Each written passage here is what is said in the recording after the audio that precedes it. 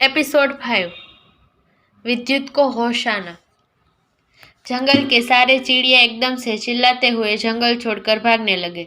जंगली जानवर भी गन शॉट की आवाज सुनकर डर के मारे इधर उधर भागने लगे। माया ने अपनी गन नीचे करके वैन में मौजूद सभी किडनैपर्स की ओर देखा। सारे किडनैपर्स अब मर चुके थे। उन सब के सबसे सेंसिटिव बॉडी पार्ट पर दो दो गोलियां लगी थी। रीवा ने जल्दी से माया के पास आकर उस वैन में झांक कर देखा। वैन के अंदर का डिस्कास्टिंग और खौफनाक नजारा देखकर रीवा ने एक लंबी सांस ली। उसने माया के सुकून भरे चेहरे की ओर देखा और उससे थोड़ी झिझकती आवाज में कहा, मैडम, आपको अपने हाथ गंदे करने की जरूरत नहीं थी। हम इन लोगों को पुलिस के हवाले कर देते। माया की सुकून से भरी आंखें रीवा की बात सुनते ही गुस्से से भर गई, पर होठों पर अब भी मुस्कुराहट बरकरार थी। माया ने रीवा की ओर गन उछालते हुए सर्द आवाज में कहा, ये लोग मेरा रेप करना चाहते थे रीवा।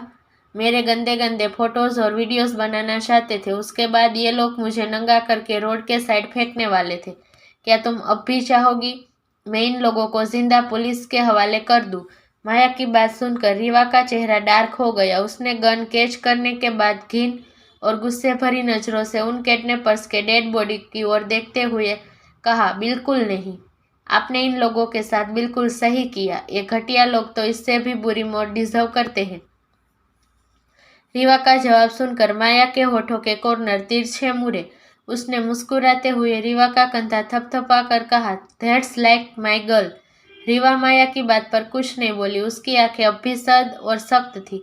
रीवा एक सुंदर लड़की थी, मगर उसका बिहेवियर बिल्कुल किसी हार्टलेस वर्किंग रोबोट की तरह ही था।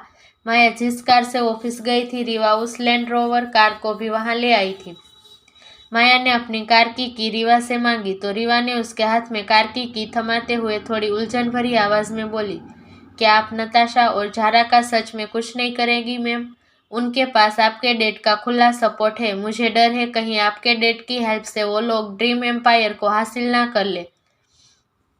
माया रीवा की बात पर शांत लहजे में मुस्कुराते हुए बोली, नताशा और जारा बेवकूफ़ है रीवा, तुम उन दोनों की फिक्र मत करो। वो दोनों कुछ नहीं कर पाएगी। और रही बात मिस्टर रुद्र की, तो मैं उन्हें भी देख लूंगी। बस सही वक्त का इंतजार करो। ड्रीम एम्पायर मेरा था, मेरा है और मेरा ही रहेगा। माया की आखिरी बात सुनकर रीवा ने एक लंबी सांस ली। माया के कार में बैठने से पहले उसने दोबारा माया से कहा, मैडम, आपके दादाजी बहुत गुस्से में है। अगर आप जल्दी वापस नहीं आई तो हो सकता है वो आपको ढूंढते हुए यहाँ भी आ जाए। रीवा की बात पर माया ने अपनी चिन रब करते हुए कहा, मैं जानती हूँ रीवा, तुम कुछ दिन और उन्हें उलझा कर रखो। मैं कल डॉक्टर से बात की थी। मिस्टर विद्युत को जल्द ही होश आने वाला है। उनके होश आते ही मैं वापस आ जाऊंगी। माया के कार में बैठने के बाद रीवा ने उससे कहा, मैडम, इन सब के पीछे इशिता अग्रवाल का हाथ था। क्या आप चाहती है मैं उसकी औकात याद दिला दूं? नहीं, अभी कुछ मत करो, तुम चुपचाप वापस जाओ। माया ने सख्त लहजे में रीवा से कहा। आगे माया वहां नहीं रुकी। अपनी कार स्टार्ट कर माया सीधे सिंघानिया पैलेस के लिए निकल गई।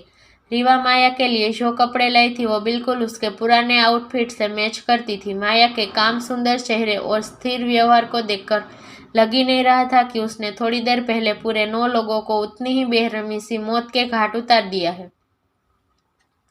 सिंघानिया पैलेस वापस आते आते माया को शाम हो गई थी। कार की गार्ड को पार्क करने के लिए देने के बाद माया सीधे पैलेस के अंदर चली गई। लिविंग एरिया में पहुंचते ही विद्युत की मां ने माया को टोकते हुए कहा, ये शातिर लड़की, तुझे वापस आने में आज इतनी देर क्यों हो गई? तू तो और दिन दोपहर को ही वापस आ जाया करती थी। माया ने विद्युत की मां की ताने भरी बात सुनकर अपनी आंखें बंद कर ली। उसने हल्की मुस्कान के साथ पलट कर रीना जी की ओर देखा और कहा, वो मैम, मुझे आज थोड़ा दूसरा काम था, इसलिए मुझे आने में देर हो गई। रीना जी ने माया को ऊपर से नीचे तक शक भरी नजरों से घूर कर देखा। उनकी आंखों में आज माया के लिए घिन भरे भाव थे। सिया की बात सुनने के बाद माया के लिए उनकी नफरत और ज्यादा बढ़ गई थी। उन्होंने माया से पूछा, तुझे भला कौन सा दूसरा काम था? मैम, ये मेरा पर्सनल मैटर है, मैं आपको इस बारे में नहीं बता सकती। I am sorry. माया ने मुस्कान के साथ साफ शब्दों में रीना जी को जवाब देते हुए कहा, जिसे सुनकर रीना जी का पारा हाई हो गया। रीना जी माया पर चिल्लाने को हुई, तभी अनुपमा जी ने रीना जी का हाथ दबा दिया। और उन्हें रोकते हुए कहा, दीदी, यहाँ इस लड़की पर चिल्लाना ठीक नहीं होगा।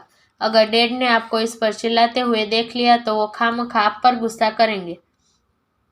रीना जी अनुपमा जी की बात सुनते ही चुप हो गई। उन्होंने माया को गुस्से भरी नजरों से घूरते हुए कहा, ये शातिर लड़की, तू मेरे साथ मेरे कमरे में चल, मुझे तुझसे कुछ बात करनी है। माया ने उनकी बात सुनकर एक गहरी सांस ली, जैसे मानो वो किसी बड़े ड्रामे के लिए खुद को तैयार कर रही है। वही खड़ी सिया को एक नजर देखने के बाद माया रीना जी के साथ उनके कमरे में चली गई।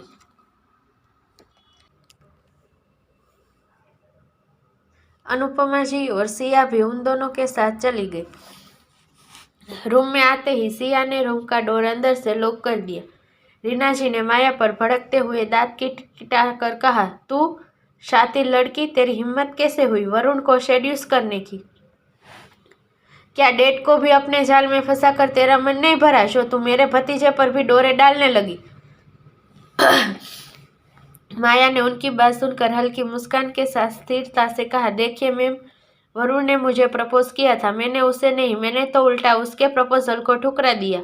और रही बात किसी पर डोरे डालने की और किसी को अपनी जाल में फंसाने की, तो मैं आप तीनों को आज पहली और आखिरी बार वार्न कर रही हूँ। अगर आइंदा आप तीनों में से किसी ने मुझ पर ऐसे घटिया इल्जाम लगाए ना, तो मैं आप तीनों की शिकायत दादाजी से कर दूंगी। माया ने आज पहली बार रीना जी को ऐसे कोई धमकी दी थी। पहले वो लोग माया से कुछ भी क्यों ना कहे, माया बस मुस्कुराकर उनकी बातें टाल दिया करती थी, मगर आज ऐसा नहीं हुआ। आज माया ने मुस्कुराते हुए उन्हें धमकी दी थी। रीना जी, अनुपमा जी और सिया को माया की इस बात पर गुस्सा तो बहुत आया, मगर दादाजी का नाम सुनते ही उन तीनों की सिटी पिटी गुल हो गई। माया आगे वहां नहीं रुकी, रूम का डोर ओपन कर सीधा रूम में से बाहर निकल गई। रीना जी, सिया और उसकी मोम बस अवाक सी माया को जाते हुए देखती रह गई। माया अभी अपने बेडरूम में जाने ही वाली थी कि तभी वरुण उसके सामने आ गया। वरुण की हालत इस वक्त बहुत खस्ता थी। उसके कपड़े और बाल बुरी तरह बिखरे हुए थे। माया को ऊपर से नीचे तक देखने के बाद जब वरुण ने सुनिश्चित कर लिया कि माया बिल्कुल ठीक है, तब जाकर वरुण के शान में जान आई। माया, तुम्हें अंदाजा भी है मैं तुम्हारे लिए कितना घबरा गया था? वरुण ने इतना बोलते हुए आगे बढ़कर माया को हक करना चाहा, मगर माया 2 कदम पीछे हट गई। वरुण को जब अपनी हरकत का एहसास हुआ तब उसने थोड़ी शर्मिंदा होते हुए माया से कहा, आई एम सॉरी माया, मैं आगे से अपनी लिमिट्स का ख्याल रखूंगा। माया उसकी बात पर कुछ नहीं बोली। एक स्माइल वरुण की ओर पास करने के बाद माया जब अपने रूम के अंदर जाने लगी तब वरुण ने उसे रोकते हुए कहा, रुको माया, ये तुम्हारा बैग ऑफिस के बाहर गिरा हुआ था। माया ने पलटकर जल्दी से वरुण के हाथ से अपना बैग लेकर कहा, थैंक यू।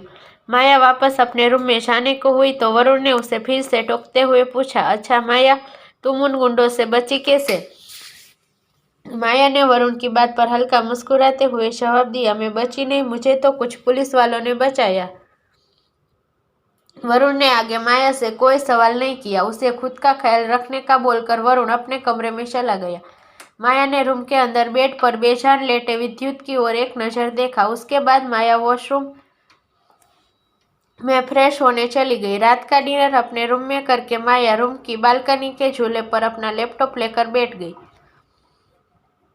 रात के 10 से 2 बजे तक माया की पतली खूबसूरत उंगलियां लैपटॉप के कीबोर्ड पर बगैर रुके लगातार चलती रही।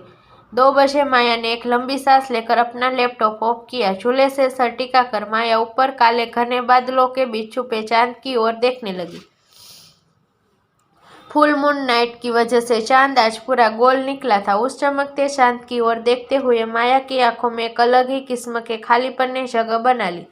माया ने अपनी आंखें बंद की, तभी उसके कान में एक औरत की सख्त और दृढ़ आवाज गूंजी, इस दुनिया में सबसे जरूरी चीज पावर और पैसा है माया, मुझसे वादा करो, एक दिन तुम इस दुनिया की सबसे पावरफुल इंसान बनोगी। मुझसे वादा करो, मुझसे वादा करो, तुम एक दिन अपने सामने पूरी दुनिया को झुकने पर मजबूत कर दोगी। माया के कानों में बार बार उस औरत की आवाज गूंजती रही। माया ने झट से अपनी आंखें खोली। उसकी आंखें सुर्ख लाल थी। माया अपना लैपटॉप उठाकर सीधे रूम में वापस आ गई। पूरे रूम में अंधेरा छाया हुआ था। काली चीजें माया की पसंदीदा थी। अपना लैपटॉप बैग में पैक करने के बाद माया जाकर काउच पर आंखें बंद करके लेट गई। कुछ ही पलों के बाद माया गहरी नींद में चली गई। उसके सोने के कुछ देर बाद विद्युत की महीनों से बंद पड़ी आंखें एकदम से खुली। उस अंधेरे कमरे में भी विद्युत की हल्की नीली आंखें शाइन कर रही थी। विद्युत जीरो एक्सप्रेशन के साथ सीधे अपने बेड पर उठकर बैठ गया। आगे कैसा रहेगा माया और विद्युत के आगे का सफर? क्या माया विद्युत के होश में आने के बारे में जान पाएगी? क्या विद्युत माया को देख पाएगा? जानने के लिए सुनते रहिए डेविल्स होलो लव।